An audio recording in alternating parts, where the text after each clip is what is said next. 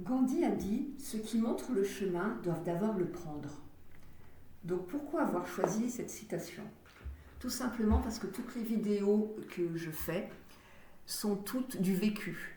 Voilà, ce sont des produits que j'utilise depuis des années, qui font leurs preuves au quotidien, que j'ai indiqué donc à mes amis, à ma famille. Tout le monde s'en sert avec beaucoup d'intérêt. Voilà. Et je sais qu'en les divulguant, en vous en parlant, j'espère vous apporter des éléments complémentaires et vous aider. Voilà, tout simplement. Alors, si les yeux sont le miroir de l'âme, la peau, elle reflète non seulement notre âge, mais aussi notre façon de vivre, notre bien-être, notre santé, si on va au soleil ou non, si on dort bien ou non. Également au niveau de la cigarette, bien entendu, puisqu'on sait très bien que la cigarette abîme la peau, elle la ternit. Si on a une vie facile ou non, évidemment que notre vécu a une grande importance sur notre peau. Et il y a également le côté génétique, le côté héréditaire dont on parle assez souvent également, puisqu'on n'est pas tous égaux face au vieillissement. Pour le même âge, deux personnes qui sont nées le même jour de la même année n'auront pas forcément la même peau. C'est injuste, mais c'est comme ça. Par contre, on peut, en mangeant mieux, en vivant plus sainement et en prenant soin de sa peau, et en se servant une fois de plus de tout ce que la nature nous offre, on peut réellement l'améliorer, la sublimer et s'aider au quotidien justement pour avoir une peau beaucoup plus belle. C'est ce que je fais depuis une quarantaine d'années. Et tout justement, tous les produits dont je vous parle, je les utilise depuis une bonne quarantaine d'années. Bon, il y en a que j'utilise depuis moins longtemps, bien entendu. Mais les plantes, je les utilise depuis plus de 40 ans. Voilà. Et je les ai testées aussi bien sur moi-même que sur mes enfants, mes petits-enfants et mes animaux également, qui sont très réceptifs au niveau des plantes et au niveau des huiles essentielles. Et ça permet de visiter un petit peu moins le médecin, surtout qu'il y a des carences médicales, donc autant prendre le plan B et se débrouiller nous-mêmes, bien sûr en toute intelligence, sans faire n'importe quoi, et en se renseignant bien sûr avant, ne pas écouter tout et rien. Je n'ai jamais été beaucoup chez l'esthéticienne. Par contre, je comprends tout à fait celles qui y vont pour prendre un moment pour elles, pour s'échapper un petit peu et pour se faire bichonner. Ça, je le comprends. Et quant à mes cosmétiques ou mes crèmes, je n'y ai jamais mis cher. Par contre, je les ai toujours améliorées en y ajoutant des huiles essentielles, des plantes ou des infusions de plantes, et également des produits tels que l'acide hyaluronique, le rétinol et le collagène que j'achetais à part et que je mets moi-même dans mes crèmes. Voilà. Donc je vais vous donner quelques conseils à ce niveau-là. Et moi, mes huiles essentielles, je les fabrique. J'en fabrique d'ailleurs pas mal.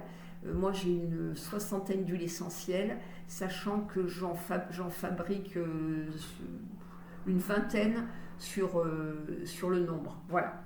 Alors, comment les faire? Bien sûr qu'elles ne seront pas aussi concentrées, puisqu'elles ne sont pas faites avec la même extraction, au goutte à goutte, avec 100 kg de pétales pour 1 litre d'eau. Non, c'est pas comme, par évaporation, donc sans eau, c'est elles qui vont faire l'évaporation, mais il n'y a pas besoin de tout ça. Par contre, en faisant sécher vos plantes ou vos fleurs, vous allez pouvoir, en les complétant d'huile végétale, faire vos propres huiles essentielles. L'avantage, c'est qu'elles seront moins fortes, donc moins irritantes, et qu'elles seront tolérées par beaucoup plus de personnes. Voilà, parce que les huiles essentielles ne sont pas tolérées par tout le monde et mal utilisées. Quand on les utilise à mauvais escient ou à trop forte dose, on peut brûler la peau, l'abîmer ou faire des allergies. Ce qui ne sera pas le cas, ou rarement, en faisant ces huiles essentielles soi-même. Donc une fois que vous aurez fait sécher vos fleurs ou vos plantes, vous les mettez vous mettez la moitié, vous remplissez la moitié du pot avec ces fleurs ou ces plantes. Vous remplissez le pot avec de l'huile végétale, telle que le tournesol, l'huile d'olive, l'avocat, le jojoba, l'huile de coco ou d'amande douce, de noix, de noisettes. Peu importe, celles que vous sublimez, celles que vous préférez le plus. Celles que je vous ai citées sont celles qu'on trouve le plus facilement et c'est celles aussi que je préfère moi pour la peau parce qu'elles ont vraiment des vertus apaisantes, cicatrisantes et anti-âge. Voilà. Bien sûr qu'après vous avez aussi l'huile d'argan. Mais l'huile d'argan pour faire des huiles essentielles, c'est complètement différent parce qu'elle a une texture, vous avez déjà remarqué, qui est beaucoup plus épaisse, aqueuse que les autres. Voilà. Donc l'huile d'argan, je l'utilise seule et je l'achète. Et les autres huiles, je m'en sers en mélange donc avec mes plantes. Une fois que vous avez fait donc ce mélange, vous refermez le pot, vous entourez d'une feuille de papier aluminium pour ne pas laisser passer la lumière et vous laissez ces pots en plein soleil durant 3 mois. Ensuite, vous n'aurez plus qu'à filtrer avec une bande de gaz ou un autre procédé que vous aimez, voilà, dont vous avez l'habitude, et vous pourrez les utiliser. Soit vous pourrez les mélanger, les mettre dans un flacon et les utiliser purs comme la nuit par exemple, puisqu'elles vont vraiment nourrir votre peau. Soit vous allez pouvoir les mettre quelques gouttes dans votre crème de jour. Alors pourquoi je dis crème de jour ? En fait, moi je n'ai jamais acheté de crème de nuit. J'utilise seulement une crème de jour. Pourquoi une crème de jour ? Parce qu'elles contiennent des filtres au niveau des UV. Une crème de nuit, elle est beaucoup plus riche. Donc, si vous enrichissez votre crème de jour avec beaucoup d'éléments de plantes et de choses dont je vais vous parler, vous n'aurez plus besoin de crème de nuit. La crème de jour va vous servir pour toute la journée.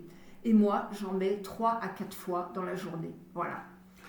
Donc, pour avoir une peau saine, belle, ferme et avec le moins de rides possible, eh bien, vous allez voir que ces plantes que je vais vous donner et ces ingrédients vont vraiment vous aider à lutter contre le vieillissement. Moi, c'est des mélanges que je fais depuis très longtemps, que j'utilise quotidiennement et j'en fais même profiter ma famille et mes amis, puisque je leur en offre quand je les vois ou quand on fait un repas ensemble, voilà, et elles en sont super satisfaites. Alors, je vais vous parler donc de différentes plantes. Une c'est la plus chère, hein, sachez que c'est la plus chère en huile essentielle, c'est l'immortelle. On l'appelle aussi l'hélicryse italienne. Par contre, en huile essentielle pure, elle est, quand on la fabrique pas soi-même mais qu'on l'achète, elle est irritante et il y a des risques d'allergie. L'avantage quand on la fait, il suffit d'acheter un plant d'immortelle dans votre jardin. Vous allez voir, ça pousse très rapidement et ça vous fait un buisson, au bout de 3-4 ans, ça vous fait un buisson assez gros. Avec des feuilles très très fines, vert argenté, et des petites fleurs jaunes en forme de parasol. Et c'est ces fleurs que vous allez utiliser justement pour faire votre huile essentielle. Alors l'immortelle, quelles sont ses vertus ? Elle combat des radicaux libres, ce qui fait d'elle une plante anti-rides efficace. Elle prend soin de notre peau en réduisant et soignant, en cicatrisant toutes les inflammations et les rougeurs, les infections et les plaies cutanées. Elle est également efficace contre les hématomes qu'elle réduit. Et autre vertu qu'elle a, quelques gouttes sur le plexus solaire et à l'intérieur des poignets nous relaxeront et nous apporteront un réel bien-être. Des petites fleurs des champs qui sont très efficaces et que j'adore pour la peau, ce sont les pâquerettes. Grâce à leur acide gras essentiel, elles sont notre allié au quotidien. Grâce à leurs actions nourrissantes, anti-âge, raffermissantes, tonifiantes, puisqu'elles nourrissent la peau en profondeur. On peut l'utiliser également pour le buste, pour affermir les seins et atténuer les vergetures. Une que vous connaissez toutes, c'est la rose. Donc faites votre huile essentielle avec des pétales de rose. Alors les plus connus, ce sont la rose musquée et la rose de Damas. Mais les roses de votre jardin, ou si vous achetez quelques roses chez le fleuriste, feront également l'affaire, puisque de toute façon, on sait très bien que la rose a de très belles vertus. Quand on prend l'eau de rose pour se nettoyer la peau et pour avoir des propriétés astringentes ou pour justement traiter l'acné ou les irritations ou les rougeurs, c'est la même rose qu'il s'agit pour faire vos huiles essentielles. Elle excelle pour lutter contre les taches brunes de vieillesse. Elle est antioxydante, elle contient de la vitamine E. C'est un véritable soin anti-âge. Elle est régénérante, elle répare, nourrit, protège, cicatrise les peaux particulièrement sèches et sensibles. Grâce à sa vitamine K, elle est particulièrement efficace par ses propriétés circulatoires en cas de rougeur ou en cas de coupe rose. Un produit qui est peu connu, mais pourtant qui est très efficace au niveau de la peau, c'est l'encens. Il a des vertus cicatrisantes, apaisantes, régénérantes, rajeunissantes et procure un réel bien-être, ce qui en fait donc une huile essentielle intéressante. Donc moi je l'achète par contre, je ne la fais pas. Le sang de dragon, il est très peu connu et pourtant son utilisation remonte à l'Égypte antique. Il est très efficace grâce à ses propriétés antioxydantes, régénérantes, apaisantes, en ce qui concerne les peaux irritées. Ses vertus puissantes en font un allié de choc pour embellir notre peau et atténuer également les vergetures. Antibactérien, anti-inflammatoire puissant, cette résine rouge saura nous convaincre de l'inclure dans nos soins quotidiens. Utilisez-la pour vos ados à la peau acnéique et découvrez le résultat, vous ferez des heureux.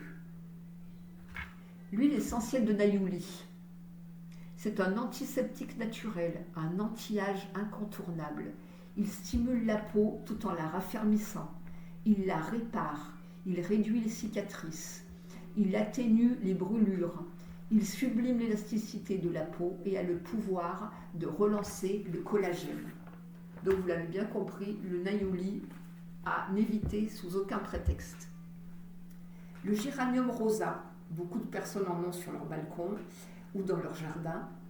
Il est tonifiant, il est réparateur, il est anti-âge, il stimule la régénérescence cellulaire de l'épiderme, il est cicatrisant, il est efficace pour les peaux acnéiques, contre les taches de vieillesse. Sa haute teneur en géraniol, en lunalol et en citrénolol en font un allié de choix pour une peau belle, rajeunie et éclatante. Les fleurs de cerisier. Avec succès, ils favorisent la régénération cellulaire de la peau, apaisent les peaux sensibles et grâce à ces antioxydants naturels, ils subliment notre peau tout en douceur.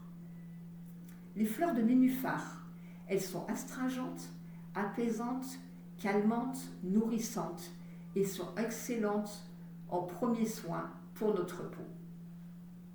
Le bois de rose, il a une odeur sublime et en plus il bichonnera notre peau puisqu'il, grâce à ses vertus astringentes, tonifiantes, antibactériennes et raffermissantes. Le romarin, il a un pouvoir défroissant et en plus il est anti-inflammatoire, il apaise la peau tout en atténuant les rougeurs et les irritations grâce à son action antibactérienne. Il décrispe la peau et a un pouvoir antioxydant non négligeable. Ajoutez à cela donc toutes ces plantes que vous pouvez ajouter justement à raison de 2 gouttes dans votre crème. Ajoutez également 2-3 gouttes de vitamine E car elle est excellente. C'est un anti-âge, un antioxydant puissant et naturel. Il nourrit la peau en profondeur, l'enrichit et combat le vieillissement cutané. La vitamine C, véritable booster de notre peau. Elle est l'allié du bel éclat de notre peau et de notre effet bonne mine. Son effet défroisseur et anti-fatigue n'est plus approuvé. Elle est donc efficace comme anti-rides et elle assainit également la peau. Là, maintenant, on va parler plus de produits. Donc, le rétinol. Il était numéro 1 pendant des années. Après, on l'a un petit peu laissé pour compte. On l'a laissé de côté. Et pourtant, quand on lit plusieurs articles, il demeure quand même dans le top 3 au niveau de son efficacité, puisqu'on en vante ses vertus et qu'il a toujours une place incontestée pour lutter contre les ravages du temps. Il améliore l'aspect de la peau et en affinant les pores, et c'est un allié incontournable pour les peaux matures.